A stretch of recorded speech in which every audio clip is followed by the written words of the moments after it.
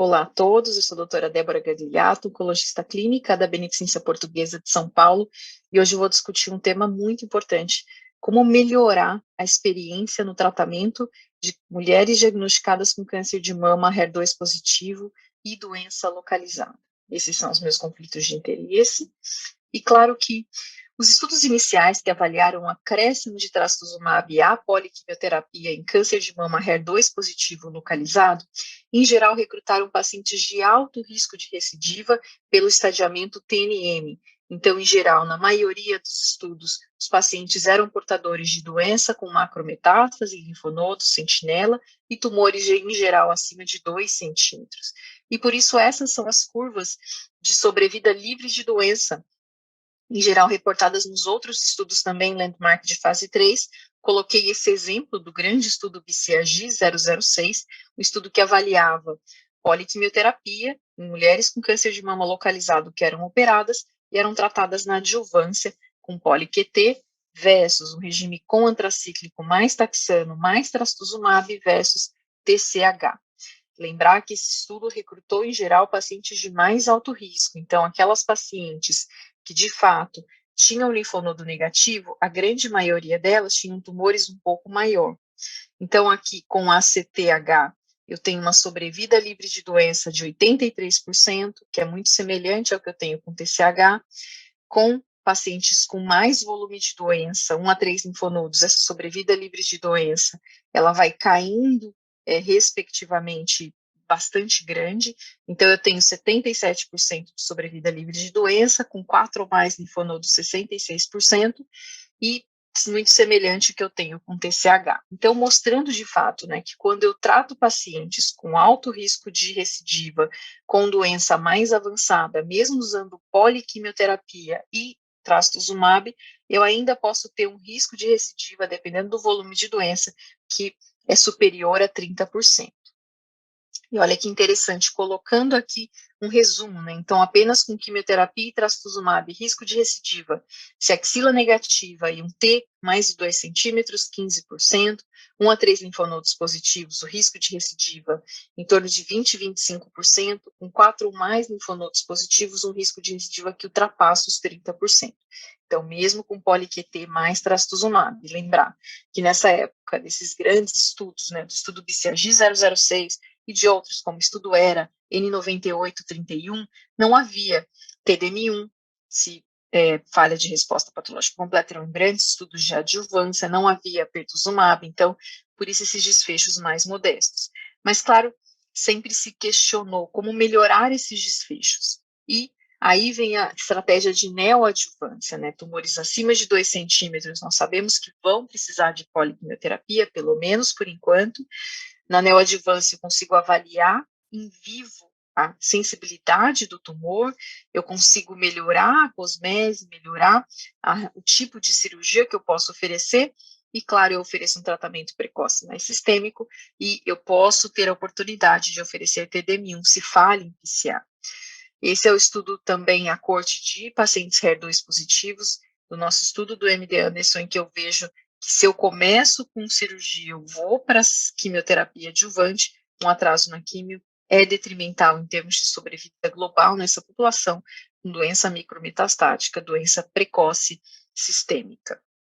E aí vem os grandes estudos de neoadjuvância, e um exemplo deles é o estudo TREND2, um estudo liderado pelos holandeses, que de fato ofereceu o padrão de tratamento que consistia em quimioterapia com pertuzumab e com trastuzumab, e aqui comparando um regime com antracíclico e um regime sem antracíclico. Então, um regime com FEC, epirubicina, seguido de taxol, paclitaxel semanal, mais trastuzumab e pertuzumab, e um regime consistindo em paclitaxel, carboplatina, pertuzumab, trastuzumab. Aqui eu vejo uma taxa de resposta patológica completa que se aproxima dos 70%, com antracíclico, a barra em vermelha, e sem antracíclico, a mesma taxa de resposta patológica completa, independentemente do uso de antracíclico na neoadjuvância de câncer de mama HER2 positivo localizado, utilizando bloqueio duplo de HER2 com trastuzumab e com pertuzumab. Essas são as curvas de sobrevida livre de evento, esse estudo publicado no Journal Oncology nesse ano, mostrando que não há diferença entre os regimes de tratamento de quimioterapia utilizados, os dois foram muito bem, e aqui olha como eu já tenho uma sobrevida livre de evento que ultrapassa os 92% nos dois grupos, né? Olha como trazer o pertuzumab, trazer o bloqueio duplo do HER2 foi muito importante para pacientes de mais alto risco manejados com quimioterapia neoadjuvante. E olha que interessante, a diferença de eventos, não há diferença de eventos de acordo com o volume de doença linfonodal entre uso de antracíclico ou não uso de antracíclico. Os dois grupos, eles foram muito bem com ou sem antracíclico. Então, TCHP, aqui, paclitaxel, carboplatina, pertuzumab, trastuzumab, ofereceu um excelente controle de doença, excelentes desfechos de sobrevida e, respectivamente, ao volume de doença linfonodal. E claro que muito importante que um regime sem antracíclico, eu tenho menos alterações cardíacas assintomáticas e menos alterações cardíacas mais graves. Então, se eu falo de uma diminuição de fração de ejeção de mais de 10%, ou uma fração de ejeção que fica abaixo de 50%, foi de 3% para o regime sem antracíclico versus 8% para o regime com antraciclina. Então, mais cardiotoxicidade nos pacientes que usaram antraciclina, né? E se eu coloco aqui alterações mais modestas, mais discretas de fração de ejeção, 22% para regime sem antraciclina versus 36% para com antraciclina. Eu lembro que nos pacientes que tiveram uma diminuição substancial de fração de ejeção, ela não voltou ao normal durante o follow-up em aproximadamente 1/3 dos pacientes. Então, é muito importante tentar evitar esse efeito colateral. E isso está muito de acordo também com, por exemplo, o BCRG-006, que é aquele estudo que eu comentei no início, um grande estudo de adjuvância do Dr. Dennis Sleiman, com mais de 10 anos de follow-up, que compara em pacientes com câncer de mama HER2 positivo, doença localizada, adjuvância com químio, versus químio com antracíclico mais trastuzumab versus químio sem antracíclico mais trastuzumab, em que eu tenho sobrevida livre de doença, sobrevida global e sobrevida livre de doença no paciente com linfonodo positivo equivalentes entre o regime ACTH e TCH. Então, corroborando que antracíclico pode ser prescindido. E claro que nós queremos omitir mais quimioterapia, nós queremos melhorar a qualidade de vida. E todos nós que somos oncologistas sabemos que o uso de carboplatina com taxano, ele oferece uma gama de efeitos colaterais também bastante substancial. E aí vem o estudo BCRG-007, que é um estudo muito importante que dá uma dica de que carboplatina pode ser, sim, ser prescindida. Lembrar que o 007 é um estudo no contexto metastático e os pacientes com câncer de mama HER2 positivo metastático foram randomizados para trastuzumab com doce versus trastuzumab, docetaxel e carboplatina. E olha como parece que não teve diferença alguma entre o uso de carboplatina e o não uso de carboplatina em termos de sobrevida livre de progressão nos pacientes com doença avançada. A mesma coisa, né? Sem diferença alguma em sobrevida global, com o acréscimo de carboplatina. Então, fomenta a hipótese, poxa, será que eu posso usar só taxano com bloqueio duplo de HER2? E aí vem os estudos agora que tentam escalonar um pouco esse tipo de tratamento. E eu elenco alguns estudos importantes, como o estudo Daphne, que é um estudo que recrutou pacientes com câncer de mama localizado, um estudo de feasibility, que avaliava de fato se era factível, se os médicos iriam aderir a um regime de tratamento descalonado, estadio 2 a 3, HER2 positivo. Os pacientes eram alocados para usar apenas trastuzumab, pertuzumab e taxano. Depois esses pacientes eram operados, CPCA, os pacientes poderiam continuar apenas com anticorpo monoclonal, então ao longo do tratamento inteiro da doença localizada receber apenas taxano como quimioterapia, e se não PCA, o paciente poderia fazer o tratamento, a descrição do investigador, poderia usar TD-1001, por exemplo. E aqui o resultado desse estudo, né, mostrando uma taxa de resposta patológica completa, com taxano mais bloqueio duplo de HER2 de 56%, claro que esse é um estudo relativamente pequeno, não é um estudo definitivo, mas muito interessante, porque se eu comparo as taxas de PCR do Daphne, de 57%, estão muito em alinhamento com o que eu tenho dos outros grandes estudos de neoadjuvância, que avaliam bloqueio duplo de HER2 com poliquimioterapia, como, por exemplo, trifaena, TCHP versus 6, 64%, não tão diferente dos 57% do estudo DAFNE. Tivemos esse ano a apresentação oral na ASCO pela doutora Nadia Harbeck da coorte ADAPT, que é um estudo de fase 2 alemão.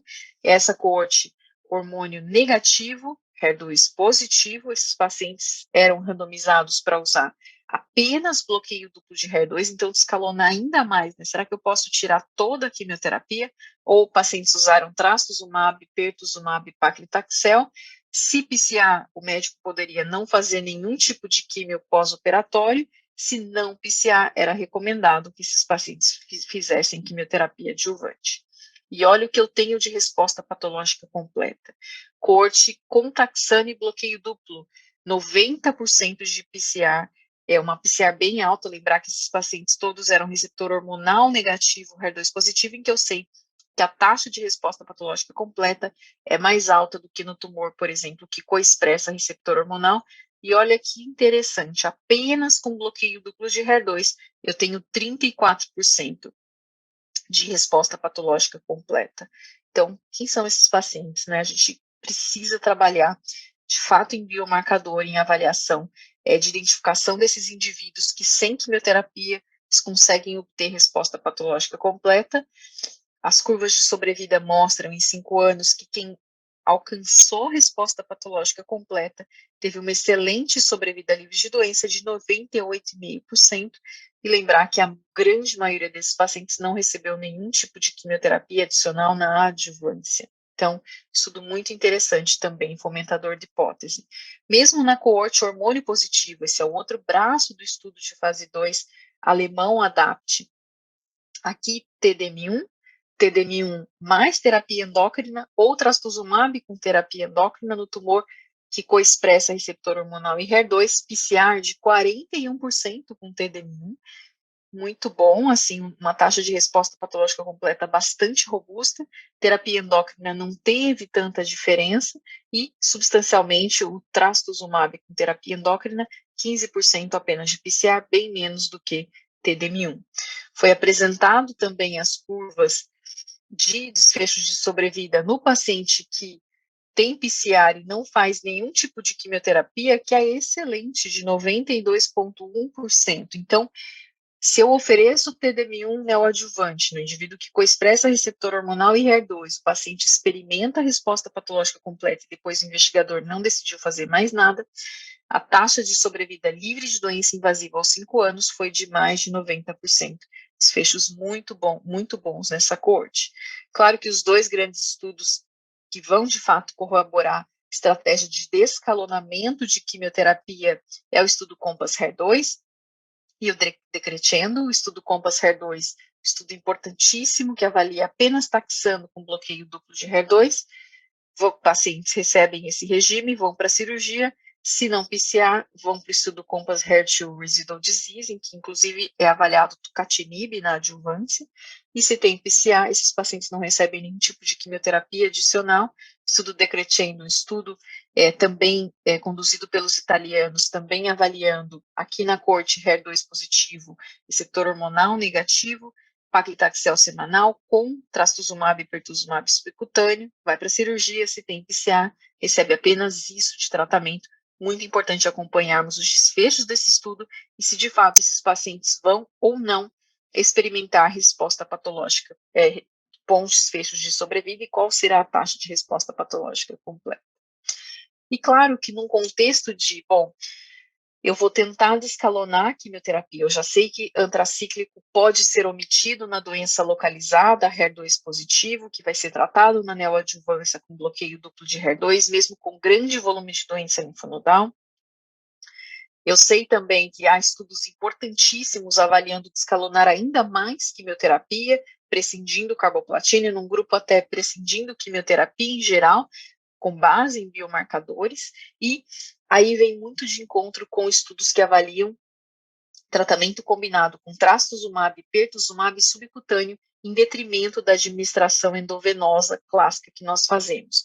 Então, claro que nós sabemos que é muito importante, o bloqueio duplo de HER2, como eu mostrei, mas é uma infusão relativamente longa, que dura entre 30 e 60 minutos, o paciente precisa ficar em observação depois, isso gera uma vinda, um período mais prolongado ao centro de oncologia, tempo de cadeira longo, às vezes afastamento das atividades do trabalho, e, claro, risco de acesso venoso, infecção, trombose, porque nós sabemos que às vezes o paciente fica com portocate, cada vez mais nós passamos PICC line, que é um catéter de permanência menor nos indivíduos com doença curativa, e se o paciente tem PICC, então ele vai retirar o PICC quando termina a quimio e depois vai precisar de fato de um acesso venoso apenas para fazer o bloqueio duplo, e tudo isso pode gerar, claro, algum desconforto para o paciente.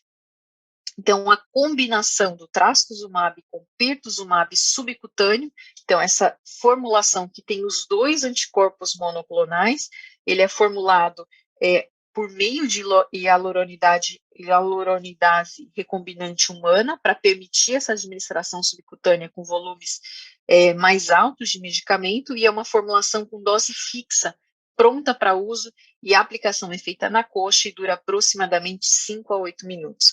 Então, uma comodidade muito melhor, não determina o uso de catéter venoso central. Se o paciente já tirou o seu PICC line após término da quimioterapia, não determina a punção venosa todas as vezes que o paciente vier fazer os seus anticorpos, diminui consideravelmente o tempo de cadeira, o tempo de permanência no centro oncológico, e tem tudo para ser, de fato, um outro instrumento para melhorar a qualidade de vida dos pacientes. E o programa de desenvolvimento clínico do trastuzumab e pertuzumab subcutâneo, ele foi extremamente bem elaborado, com todo o rigor em que a aprovação de uma medicação ela determina. Então, primeiro, confirmando a dose, confirmando a segurança, os estudos de fase 1, que foram concluídos em maio de 2018, depois os estudos de dose recomendada, tanto dose de ataque, que consiste em 1.200 miligramas de pertuzumab e 600 miligramas de trastuzumab, seguidos de manutenção com 600 miligramas de pertuzumab e 600 miligramas de trastuzumab, e depois os dados de eficácia, cujo grande exemplo é o estudo Federica, mas também vamos falar do estudo Francesca e o estudo em andamento na China também, que são extremamente importantes para corroborar a segurança, a eficácia e a semelhança ao regime de trastuzumab e pertuzumab endovenoso. Então, eu vou discutir um pouco o estudo Federico, um estudo muito importante de fase 3, cujo desfecho primário, de fato, avaliar a não inferioridade da concentração sérica mínima de pertuzumab no ciclo 7, pré-dose do ciclo 8, e aqui eu tenho uma população virgem de tratamento, pacientes com câncer de mama HER2 positivo localizado, estadio 2 a 3C, 500 pacientes, um estudo grande, que foram randomizados para receber a C-dose densa, ou a C a cada 3 semanas, 4 ciclos, seguidos de taxano, a escolha do investigador, paclitaxel ou docetaxel, com trastuzumab, pertuzumab endovenoso, ou trastuzumab e pertuzumab subcutânea, formulação subcutânea. Esses indivíduos eram operados depois de fazer a fase de antracíclico e taxano com bloqueio duplo de HER2, seja subcutâneo ou injetável, e depois continuava na adjuvância, dependendo do braço, a medicação, bloqueio duplo de HER2 subcutâneo ou endovenoso. Outros desfechos secundários, claro, segurança, sobrevida livre de doença invasiva, sobrevida livre de doença à distância, sobrevida global. E aqui o desfecho primário, a concentração mínima sérica de pertuzumab no ciclo 7 do trastuzumab e pertuzumab subcutâneo foi não inferior à concentração mínima sérica de pertuzumab, trastuzumab endovenoso. Eu mostro aqui, é muito semelhante, o limite inferior do intervalo de confiança de 90%, não excedeu a margem de não inferioridade, mostrando de fato que foi equivalente à concentração mínima sérica pré-ciclo 8. Então, o dado primário de desfecho desse estudo foi obtido, foi demonstrado. Em termos de resposta patológica completa, como bons clínicos, nós queremos ver os desfechos de sobrevida, também muito equivalente, PCA, entre a formulação IV versus subcutâneo, Então, aqui eu tenho no subcutâneo, nessa barra em verde claro, 59% de PCA, o que está totalmente de acordo com os estudos de neoadjuvância e poliquimioterapia mais bloqueio duplo de HER2 e 59% muito semelhante no paciente que usou trastuzumab e pertuzumab endovenoso. Então, equiparáveis às taxas de resposta patológica completa entre os dois grupos. Então, o estudo Federica, ele mostra de forma clara que a concentração mínima sérica do pertuzumab no ciclo 7 dos pacientes que receberam trastuzumab e pertuzumab subcutâneo foi não inferior à do pertuzumab e trastuzumab injetáveis endovenosos. A taxa de PCR foi muito semelhante entre os braços e também desfechos de segurança foram comparáveis entre os dois braços de tratamento, mostrando de fato, em termos de eficácia, de potência, de segurança e de farmacocinética, não houve diferença entre trastuzumab e pertuzumab endovenoso versus subcutâneo. E aí vem um outro estudo que eu considero de extrema importância, que é o estudo Francesca, que é um estudo de fase 2, que avalia a preferência do paciente para cada subtipo, para cada formulação do trastuzumab e pertuzumab. Então, aqui, pacientes com câncer de mama, HER2 positivo, que concluíram o seu tratamento neoadjuvante e fizeram cirurgia definitiva de mama, randomizados para pertuzumab e trastuzumab injetáveis, e depois esses pacientes eram submetidos ao trastuzumab e pertuzumab subcutâneo, ou o contrário, começava com subcutâneo, ia para o injetável, depois o paciente escolheria, para completar o total de 18 ciclos de terapia anti-HER2, se ele ia para injetável ou subcutâneo. Então, de fato, estudo importante que visava avaliar qual seria a preferência do paciente. Olha o resultado, como já esperado, né? A grande maioria das pacientes, de fato, preferiram a administração subcutânea, né? 85% preferiam a administração subcutânea, menos tempo, elas podem serem produtivas, né? As mulheres continuam trabalhando durante o tratamento, cuidando de suas famílias, tendo suas atividades sociais, a administração do tratamento mais confortável, não tenho dúvida. Você chega a ter que pegar uma veia, se você usou o PICK-Line durante a fase de poli-QT, mais bloqueio duplo de HER2, de fato incomoda as pacientes, muitas delas têm um acesso venoso difícil, fragilizado, e a satisfação, né, os resultados corroboram de fato essa preferência, em que 88% ficaram muito satisfeitos ou satisfeitos com a administração subcutânea versus endovenoso, e a maioria, mais de 85%, naquela fase que a paciente poderia escolher o que iria usar, injetável ou subcutâneo, para concluir a terapia anti-HER2, escolheu, de fato, usar o subcutâneo. O tratamento foi muito bem tolerado, com um ótimo perfil de segurança, e também não foi observado nenhum perfil de segurança novo em comparação à formulação endovenosa versus a formulação subcutânea. Então, de fato, um tratamento muito importante hoje, quando se fala do manejo de câncer de mama HER2 positivo, doença localizada, a tendência é manter essas pacientes cada vez mais integradas no mercado de trabalho, nas suas atividades, e, de fato, ter uma aplicação de uma medicação que o tempo é muito mais curto, né? 8 a 15 minutos comparado a 1 hora de tratamento com a formulação endovenosa é muito importante, é um grande ganho para as nossas pacientes, permitindo potencialmente uma melhor qualidade de vida substancial. Muito obrigada pela atenção, eram esses as minhas mensagens.